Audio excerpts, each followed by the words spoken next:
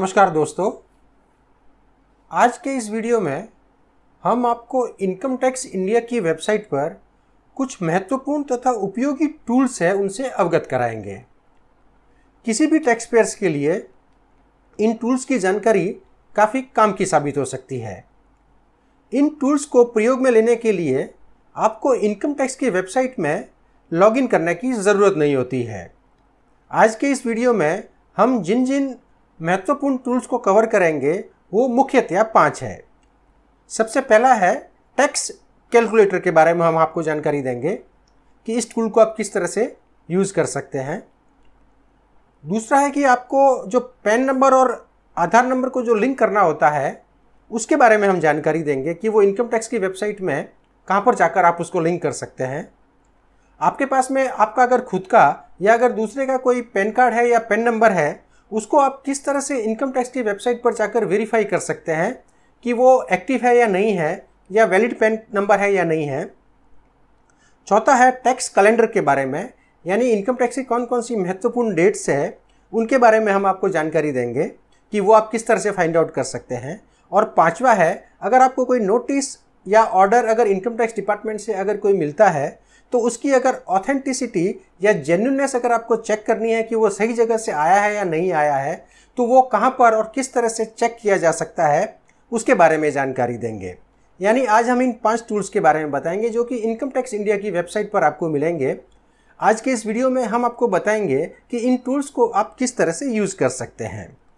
तो जल्दी से चलते हैं कंप्यूटर पर और सीखते हैं इन टूल्स को हम कैसे उपयोग में ले सकते हैं। इनकम टैक्स के इन टूल्स को यूज़ करने के लिए आपको इनकम टैक्स इंडिया e-filing.gov.in की वेबसाइट पर जाना होगा। इस वेबसाइट के होम पेज पर ही आपको सारे के सारे टूल्स मिल जाएंगे। आज जो सबसे पहले टूल की हम बात कर रहे हैं वो है tax calculator for financial year 2020-21। जैसा कि आपको मालूम है, इस साल से इस तरह की एक स्कीम चालू हुई है कि आपको एक ऑप्शन दिया हुआ है जिसमें कि आप पुरानी रेट को भी चूज़ कर सकते हैं या फिर जो नई रेट अभी नए बजट में जो दी है ये टैक्स रेट को भी चूज़ कर सकते हैं। अगर आपको ये फाइंड आउट करना है कि आपके लिए कौन सी जो रेट है वो बेनिफिशियल है, तो उसके लिए आपको टैक्स का कैलकुलेशन करना होता है। टैक्स का कैलकुलेशन करने के लिए यहाँ पर जो ये टैक्स कैलकुलेटर दिया हुआ है, ये जो क्विक जो लिंक्स है यहाँ पर, इसमें जो तीसरा जो दिया हुआ है टूल वो है टैक्स कैलकुलेटर। ये आपके काफ़ी काम आ सकता है। हम इस पर अभी क्लिक करते हैं और देखते हैं कि इसको हम किस तरह से यूज़ कर सकते हैं। जैसा कि आप देख सकते हैं यहाँ पर एक विंडो ओपन हुई है। इसमें हमें 3 ऑप्शन लिखने होते हैं। सबसे पहला है कि आपकी उम्र कितनी है, यानी आप 60 साल से अगर नीचे हैं तो आप इस ऑप्शन को चूज़ कीजिए। अगर आप सीनियर सिटीज़न हैं तो इसको चूज़ कीजिए, और अगर आप सुपर सीनियर सिटीज़न हैं तो इसको चूज़ कीजिए। अभी इस एग्जाम्पल के लिए मैं 60 साल से कम उम्र के आदमी का एग्जाम्पल लेता हूं। यहाँ पर आपको लिखनी पड़ती है कि आपकी इनकम कितनी है, यानी फाइनेंशियल ईयर 2020-2021 में आपकी इनकम एक एस्टिमेटेड हम ले सकते हैं कि मान लीजिए कि आपकी इनकम जो है वो 10 लाख है। ये 10 लाख की जो आपकी इनकम है इसमें से आपको डिडक्शन कितना मिलते हैं, हम एक एग्जांपल के लिए पकड़ लेते हैं कि सारे के सारे एग्जेम्पशंस और डिडक्शंस जो होते हैं पूरे साल में वो होते हैं मेरे 2,60,000। 10 लाख की मेरी एस्टिमेटेड एनुअल इनकम है, उसमें से जो डिडक्शंस और एग्जेम्पशंस मुझे मिलते हैं वो 2,60,000। इनको अगर माइनस करते हैं तो जो इनकम हमारी पीछे बचती है उसके ऊपर टैक्स जो है वो यहाँ पर कैलकुलेट किया हुआ है।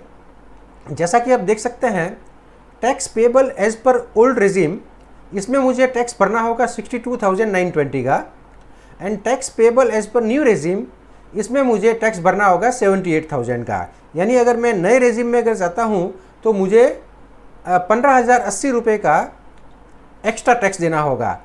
यहाँ की वेबसाइट ने भी देखिए आपको यहाँ पर एक लिख के दिया है कि अगर आप tax benefit as per old regime is 15,080, यानी अगर आप पुराने रेजिम में अगर जाते हैं उसको अगर ऑप्ट करते हैं तो आपको 15,080 रुपये का कम टैक्स भरना होगा।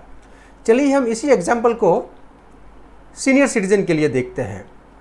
अगर मैं सीनियर सिटीज़न को चूज़ करता हूँ तो आप देखेंगे कि टैक्स वक्त की जो रेट है वो चेंज, जो टैक्स का जो अमाउंट है टैक्स पेबल है वो चेंज हो गया है। जो पिछले एग्जाम्पल में जो 15,000 के आसपास का जो बेनिफिट था वही बेनिफिट सीनियर सिटीजन के लिए 17,680 रुपये का होता है। यानी पुराने रेजिम में सीनियर सिटीजन को अगर उनकी इनकम 10 लाख और एग्जम्पशंस अगर 2,60,000 होते हैं तो 17,680 रुपये के आसपास उनको जो है वो टैक्स का बेनिफिट हो सकता है। इसी एग्जाम्पल को अभी हम सुपर सीनियर सिटीजन के लिए कंसीडर करते हैं।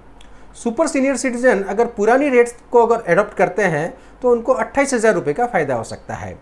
कहने का मतलब है कि इस टूल में आप आके अपनी इनकम तथा अपने टैक्सेस को पुराने तथा नए टैक्स रेजिम में वो कितना अमाउंट होगा और कौन सी स्कीम आप या कौन सा रेजिम आप ऑप्ट करने से आपको कितने रुपए का फ़ायदा होगा, वो कैलकुलेशन भी इनकम टैक्स डिपार्टमेंट आपको इस टूल्स के ज़रिए करके देता है।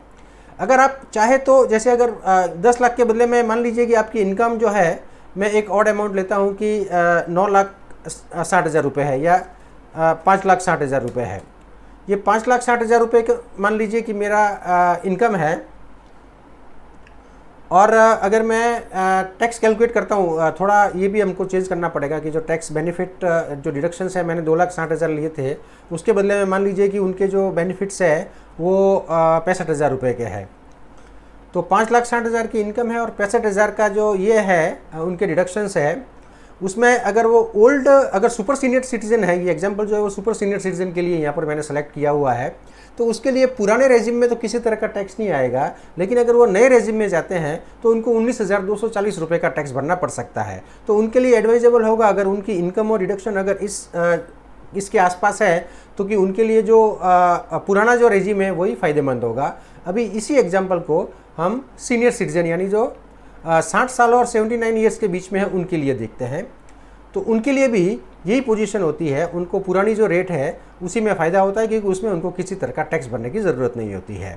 और बिलो 60 साल के हैं तो उनके लिए भी यही है कि उनको पुरानी जो टैक्स रेट है उसी के हिसाब से उनको टैक्स वो एडवाइजेबल होगा क्योंकि उसमें किसी तरह का टैक्स नहीं आता है। अगर वो नई रेजिम में अगर जाते हैं तो उनको ज़्यादा टैक्स भरने की ज़रूरत पड़ सकती है। अभी जैसा कि मैंने आपको बताया कि इस तरह से आप कितने भी जो भी अपने फैमिली के जितने भी मेंबर्स हैं उन सभी लोगों का आप टैक्स कैलकुलेट कर सकते हैं। पुराने रेजिम में कितना टैक्स आएगा, नए रेजिम में कितना टैक्स आएगा, वो सारा का सारा कैलकुलेट करके आप फाइंड आउट कर सकते हैं कि मुझे कौन सा मेरे लिए एडवाइजेबल है, मेरे लिए क्या बेनिफिशियल है। उस तरह से आप डिसीजन इस टूल के ज़रिए आप ले सकते हैं। चलिए अब चलते हैं दूसरे टूल्स के बारे में। जैसा कि मैंने आपको बताया था कि आज हम 5 टूल के बारे में बात करेंगे। पहला जो टूल था वो टैक्स कैलकुलेटर मैंने आपको बता दिया। इसी पेज के ऊपर एक आपको टूल मिलता है यानी एक लिंक मिलता है लिंक आधार का। अगर आपने अपने आधार को पैन नंबर से अगर लिंक नहीं किया है तो वो इस पेज में आके आप कर सकते हैं। यहाँ पर आपको अपना पैन नंबर देना होगा, यहाँ पर आधार नंबर, नेम एज पर जो है वो आधार नंबर आपको यहाँ पर देना होगा। एक बात आपको ध्यान रखनी होगी कि आपका जो नाम आधार कार्ड में है वैसा का वैसा सेम जो है वो मैच होना चाहिए आपके पैन कार्ड के ऊपर भी। उसके बाद में अगर आपके आधार कार्ड के ऊपर सिर्फ अगर ईयर लिखा हुआ है तब तो आपको यहाँ पर टिक करना है। अगर ईयर के बदले में अगर पूरी डेट ऑफ बर्थ लिखी हुई है तो इसको टिक करने की ज़रूरत नहीं है। I agree to validate my Aadhaar details, इस चेकबॉक्स को आपको टिक करना है। आपको कैप्चा कोड को जो है वो वैलिडेट करना है और उसके बाद में लिंक आधार के जो यहाँ पर जो बटन आपको दिया हुआ है यहाँ पर आपको उसको सबमिट करना है। यहाँ पर कुछ इंस्ट्रक्शन या नोट वगैरह यहाँ राइट साइड में दिए हुए हैं, वो भी आप पढ़ सकते हैं। तो ये था दूसरा टूल। अगर आपने अभी तक अपने आधार को अपने पैन कार्ड से लिंक नहीं किया है तो आप यहाँ पर आकर उसको लिंक कर सकते हैं। चलिए अब बात करते हैं तीसरे टूल की। तीसरा जो टूल है वो है verify pan details. Verify pan details का यहाँ पर आपको देखो, यहाँ पर एक वेरीफाई योर पैन कार्ड करके यहाँ पर एक ऑप्शन है। इसको आप लिंक करते हैं तो आप किसी भी कोई पैन नंबर हो या पैन कार्ड हो उसको आप वेरीफाई कर सकते हैं कि वो एक्टिव है या नहीं है और वो वैलिड पैन कार्ड है या नहीं है। अगर आपको किसी ने पैन नंबर दिया है कि ये मेरा पैन नंबर है, अगर आप उसको वैलिडेट अगर करना चाहे तो इस पेज पे वो पैन नंबर लिखकर उसका full name, date of birth और उसका स्टेटस क्या है वो सेलेक्ट करने के बाद में यहाँ पर जो इसको कंप्लीट करेंगे आप कैप्चा कोड को और सबमिट करेंगे तो ये आपको सिस्टम जो इनकम टैक्स की जो वेबसाइट है, इनका जो सॉफ्टवेयर है वो ये बता देगा कि वो वैलिड पैन नंबर है या नहीं है, या उसका स्टेटस क्या है। अगर वो एक्टिव है तो एक्टिव बताएगा, इनएक्टिव है तो इनएक्टिव बताएगा। तो ये आपके लिए काफ़ी काम का हो सकता है। अगर आप अपने फैमिली में या किसी परिचित का अगर पैन नंबर चेक करना चाहते हैं तो इस लिंक के ज़रिए आप उस पैन नंबर को चेक कर सकते हैं कि यह पैन नंबर सही है या पैन नंबर सही नहीं है। चलिए जो अगला जो टूल है वो है टैक्स कैलेंडर का। इसी में नीचे आपको एक और ऑप्शन मिलता है जो कि है टैक्स कैलेंडर। इसको जब हम क्लिक करते हैं तो इनकम टैक्स का जो कैलेंडर है वो यहाँ पर दिखता है। ये यूज़फुल इसके लिए हो सकता है कि इसमें आपको सारी डेट्स मिल जाती है और इसमें सारी इन्फॉर्मेशन आपको दी हुई रहती है। अभी जैसे मई महीना चल रहा है तो मैंने मई को सेलेक्ट करके रखा है, मई 2020 में। इसमें आप देखेंगे कि इतनी सारी जो डेट्स है जिसमें कि ये मार्क किया हुआ है वो कुछ इंपॉर्टेंट डेट्स है जो कि आपको ध्यान में अगर आप रख सकते हैं। जैसे अभी मैं 7 तारीख पे अगर लेके जाऊं तो यहाँ पर ये मेरे को बताएगा कि due date for deposit of tax deducted collected for the month of April, उसकी जो लास्ट डेट है वो 7 मई है। इसी तरह से अगर मैं 15 तारीख पे लेके जाता हूँ तो 15 तारीख के मैं क्या क्या इनकम टैक्स से रिलेटेड जो है वो मुझे काम करना है उसकी सारी की सारी इन्फॉर्मेशन आपको मिल जाएगी। उस महीने में जितने भी इनकम टैक्स की इंपॉर्टेंट डेट्स है वो आपको मिल जाती है। अगर मैं अगले महीने में जाता हूँ, जैसे अगर मैं जून महीने को अगर क्लिक करता हूँ तो जून महीने में जो जो इंपॉर्टेंट डेट्स हैं वो मेरे को मिल जाएगी। जैसे 14 जून को ये बताएगा कि due date for issue of TDS certificate for tax deducted under section 194 IA in the month of April 2020, यानी उनको जो है वो TDS का जो सर्टिफिकेट है वो 14 जून के पहले पहले आपको इशू करना है। उसी तरह से 15 तारीख आप कोई भी महीना कोई भी साल लेके यहाँ पर चेक कर सकते हैं कि उनके लिए उस महीने में कौन कौन सी ऐसी इनकम टैक्स से संबंधित जो है वो इंपॉर्टेंट डेट्स है वो या तो आपको याद रखनी है, डायराइज करनी है, या फिर इस वेबसाइट में इस पेज पर आकर आप ये चेक कर सकते हैं कि आने वाले कुछ दिनों में ऐसा कोई स्टैट्यूटरी या इनकम टैक्स से रिलेटेड कोई कंप्लाइंस है जो कि आपको अगर पूरा करना है तो वो आप पूरा कर सकते हैं। तो दोस्तों ये था मेरा चौथा टूल। अभी चलते हैं हम 5वें टूल की ओर, वो है notice order issued by income tax department. इसके लिए हमको वापस इनकम टैक्स इंडिया e-filing.gov.in की वेबसाइट पर जाना होगा। यहाँ पर जाने के बाद में आप नीचे की तरफ जब आएंगे तो देखो ऑथेंटिकेट जो है उसके नीचे एक notice order issued by ITD है। मैं आपको बताता हूँ कि ये लिंक से क्या होता है। बहुत बार ऐसा होता है कि आपको इनकम टैक्स डिपार्टमेंट से या तो कोई ईमेल आती है या कोई फिजिकली आपको पोस्ट के थ्रू कोई नोटिस मिलता है। आपको ये नहीं समझ में आता है कि ये कोई प्रैंक है या कोई रियल में कोई नोटिस आया है, या कोई ईमेल अगर आए तो कोई फिशी ईमेल है या वो रियल में इनकम टैक्स डिपार्टमेंट द्वारा इशू की हुई है या नहीं है। वो चेक करने के लिए आप इस पेज पर आ सकते हैं। जैसा कि यहाँ पर आप हेडिंग से ही आपको मालूम पड़ जाएगा कि authenticate notice order issued by income tax department. यहाँ पर आपको 2 ऑप्शन मिलते हैं। जो भी आपको नोटिस मिलता है उसके अंदर हमेशा एक डॉक्यूमेंट नंबर होता है। ये एक नया अभी सिस्टम चालू किया हुआ है। अगर आप डॉक्यूमेंट नंबर को यहाँ पर अगर टिक करेंगे तो यहाँ पर आप उस लेटर के ऊपर या ईमेल में जो भी आपको डॉक्यूमेंट नंबर दिया हुआ है उस डॉक्यूमेंट नंबर को यहाँ पर लिखने के बाद में अगर आप कैप्चा कोड कंप्लीट करेंगे और सबमिट करेंगे तो ये जो सिस्टम है वो आपको बताएगा कि रियल में वो नोटिस या ऑर्डर या कोई भी ऐसा लेटर डॉक्यूमेंट जो कि इनकम टैक्स डिपार्टमेंट से अगर इश्यू हुआ है या नहीं है। अगर वो वैलिड होगा, अगर सही अगर वहाँ से डिपार्टमेंट से अगर इश्यू हुआ है तो ये आपको बता देगा। अगर वो मैच नहीं होगा तो आपको बताएगा कि इस तरह का कोई नोटिस इनकम टैक्स डिपार्टमेंट से इशू नहीं किया गया है।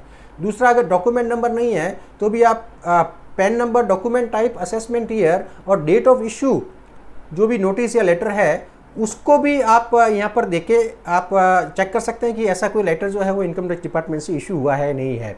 यानी जिसके नाम से वो लेटर आया है उसका पैन नंबर, किस तरह का वो डॉक्यूमेंट है, जैसे कि वो नोटिस है, ऑर्डर है या लेटर है, उसको सेलेक्ट आपको करना होगा। कौन से असेसमेंट ईयर से वो संबंधित है उसको सेलेक्ट करना होगा। डेट ऑफ इशू क्या है वो आपको यहाँ पर लिखना होगा। उसके बाद में अगर ये कैप्चा कोड आप एंटर करेंगे और सबमिट करेंगे तो ये जो सॉफ्टवेयर है, ये जो सिस्टम है वो आपको बता देगा कि जो लेटर आपको मिला है वो जेन्युइन है या नहीं है, या वो सही है या नहीं है। आज के इस वीडियो में दोस्तों हमने आपको इनकम टैक्स डिपार्टमेंट के 5 महत्वपूर्ण टूल के बारे में बताया जो कि बिना लॉगिन किए आप उन टूल्स का उपयोग कर सकते हैं, उनको यूज़ कर सकते हैं। आज के इस वीडियो में हमने जो ये इंपॉर्टेंट टूल आपको बताए हैं, अगर आपको अच्छे लगे हैं या अगर इनके बारे में अगर आपको कोई प्रश्न है तो आप कमेंट के माध्यम से ज़रूर हमें सूचित करें। अगर वीडियो आपको अच्छा लगा है तो इसे लाइक करें, अपने सोशल मीडिया के अकाउंट में शेयर करें तथा हमारे चैनल पर अगर आप नए हैं तो उसे ज़रूर सब्सक्राइब करें। बहुत बहुत धन्यवाद।